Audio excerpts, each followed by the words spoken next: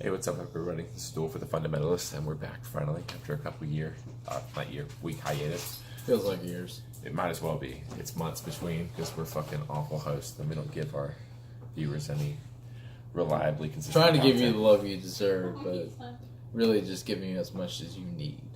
which is not nearly enough either. Anyway, a lot of things have happened since our last episode, including, most notably, the release of the latest Behemoth record, which, love it or hate it, it exists, and it's generating plenty of content, plenty of buzz, and I think that's the main crux of what we're going to be talking about today.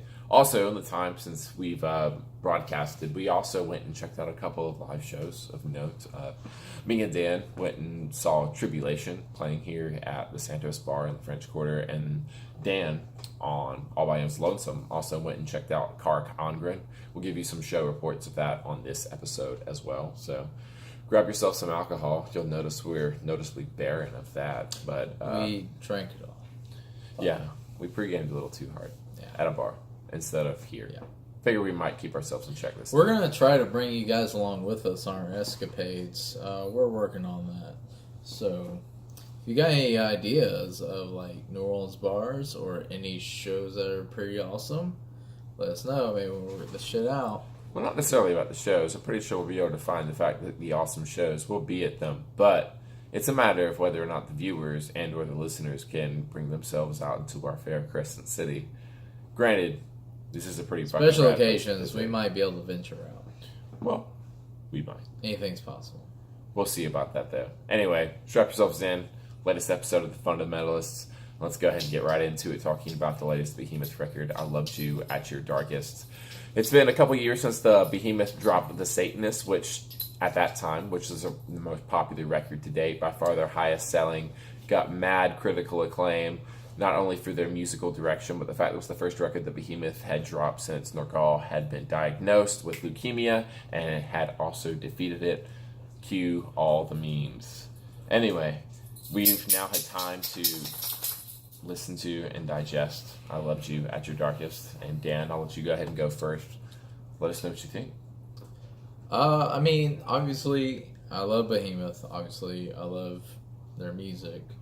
But for me, it just, I don't know, unpopular opinion here, but kind of heard it, and I was like, oh, okay, that's cool. And then I listened to it again, I was like, yeah, I think I do like Wolves of Siberia. And I think I do like Bartzabel, and maybe even Caligula. But Coagula, is that the last track? It's the very last instrumental? track, Yeah, yeah. the instrumental. Yeah. Yes, that song is brutal. And maybe maybe the higher concepts of the album are just going over my head. God Equals Dog is good too. Yeah, it's a shit title though. I hate to say it. It's a good song. Shit title. Okay, sorry Shakespeare that he didn't fucking knock that one out of the park. I'm But just saying. I maybe my problem is the Satanist kind of raised the bar so high. For an me album called at the time. The Satanist. Yeah, well, simplicity is not fucking, That's what we fucking usually record with a banner of that fucking record behind us. Exactly, thank you. Simplicity is not a fucking bad thing. I mean, Bauhaus is a movement for a reason. But my point is, I don't know, I feel like maybe, as my perception of the band is, it was a very bleak time for Behemoth. We thought some of us thought we were going to lose that band for good, just for various reasons. And then he comes back with the Satanist, and now it's kind of like the bar's been set too high for me. Like, where's the victory lap in this? It's like, oh, I get it. You're still satanic. You still hate God. Okay, that's cool. I love it. Learn to tip. I'm joking. He's referring to this Instagram post that McGraw made earlier today, in which he went to a coffee shop here in New Orleans, And he which got probably us tipped excited. cash because he's a good dude and he knows that's better. We're gonna hope, because on the fucking little Instagram signature pad it showed no tip, and he only wrote an inverted cross for his signature. You're fucking hilarious. Leave a fucking tip, you piece of shit. You're supposed to be like the people. But I digress. Daniel's taking his turn to shit on the record. He's fucking wrong. I'm not saying it's a You're bad done. record. It just didn't rise up to whatever astronomical expectations I must have. Look, whatever expectations you put on the record, much like any women that's ever come in your life, is on you and not on the product that has presented itself before you. This new record, I Loved You at Your Darkest, I think is their finest work to date. First of all, it's got the most accessible songs, and I fucking hate using that term just as much as I hate using that term. Maybe that's another reason I hate it. Like, I liked it better before everybody knew about me. I'm a cunt is all I heard. That's all I heard in that. Well, that's true, too. You're the same person who's talking about, like, I loved Ghost before fucking everyone knew them. You knew what you were getting in Ghost. You knew it was a matter of time before their genius fucking You caught knew on. somebody's wanted to buy a fucking island. You knew they were session musicians. You knew ghouls. You knew. And the courts agreed. Exactly. That they were. Anyway, this latest record is a fucking nothing short of pure genius. It's a masterclass in pacing and dynamics, and almost every band in metal, give or take a few, who have also perfected their craft and their genre, could probably learn a lesson or two. I'm not saying ape the sound, but learn a lesson or two from the things that Behemoth does so well on this latest record. Seemingly every song, when it ends, leads into another, which is, I think, is something that more bands should maybe investigate doing. It creates a really dynamic start doing flow. Again. Okay, because there was a time where that was totally the way to go about it. And then now, not so much lately. So, get back into that shit is what I'm saying. Okay. We're still agreeing with each other. Either way. Don't give me that snide look. We're agreeing with each other still. Either way, it creates a really dynamic flow for the record, and I think that's absolutely fantastic.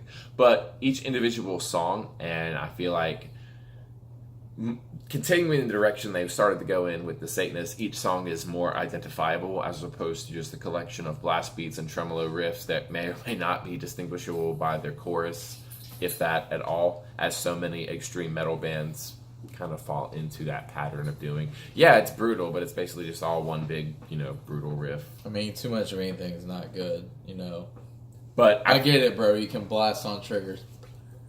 Exactly. Which I feel like there's nothing wrong with that. There's so many death and black metal bands that do that, and all their subgenres in between, and there's nothing wrong with it. There's nothing wrong with worshiping, the bands that came before you. But at the end of the day, that shit does tend to get old, especially if you're not doing it particularly well. While I feel Behemoth is on top of their game as far as not only breaking that mold, but outside of that mold, setting a new template, setting a new standard. Maybe that new standard is easier to set because there's not that many bands in our genre that are into it, but at the same time, I feel like they should still be given credit for setting such a high bar in what they are doing, and they are setting new ground there. And outside of the main gripe that I have with the record, which is honestly just the levels of the guitars, I feel like the guitars are too low. I feel like the vocals are too high, especially in the back half of the record, like tracks probably 7 through 12. Yeah, I did kind of. That was the thing. Like it almost seemed a little hard to hear Nergal sometime in the overall mix. I do remember thinking about that. So yeah, I'll support you on that. But other than that, I don't really have a lot of gripes with the record.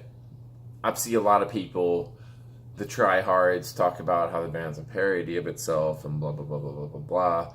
And honestly, I don't see much into it outside of people who are upset that basically a band from the underground is not getting exposure. This happens to pretty much every band that gets a little bit of popularity outside of the mouth-breathing neckbeard population that lives in their mother's basement. But for me, this album's like a 7 out of 10. It's not a bad album at all. I just don't think it's like... That's fine. Like, I'm just not... think it's their new fucking shining crown. It's not their master of puppets. No, it's not. It's not.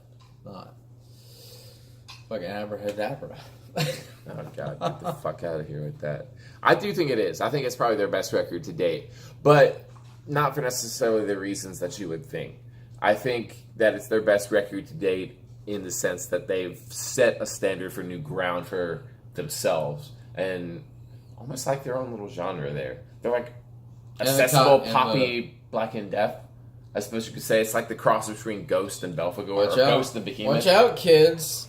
The heavy hitters in metal have figured out that verse, chorus, bridge, verse, chorus pays the bills.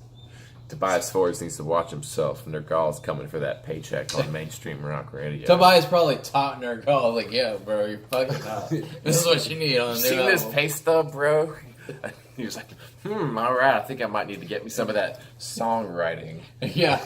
And Anyway. remember, they're just session artists. Anyway, that's our thoughts on the latest Behemoth record. If you disagree with us, or if you agree with us, let us know on the Facebook page or on the Instagram at The Fundamentalist. Let us know. Moving on. We're going to talk about that Tribulation show that me and DBO went and checked out. Oh Quick, my God, rapid so fire good. here because we have So two shows to get to right here. I want to go ahead and lead off on this one. I'll say it's always a very pleasant surprise when bands that you go see are bigger than the venue that they're in.